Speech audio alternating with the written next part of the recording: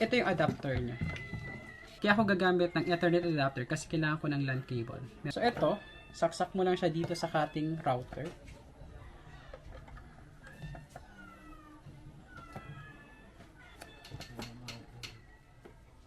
Tapos itong Ethernet adapter natin, ito itong sasaksak natin dito sa dish ng ating Starlink. Ganyan siya. Para magkaroon ng signal yung ating router at yung ating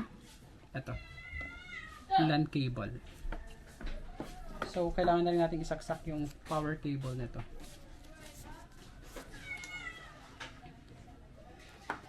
Nanay, ang balo ni Jory yan.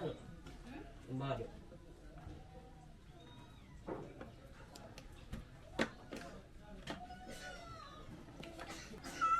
Yan. Actually, connected na siya. Ang gagawin na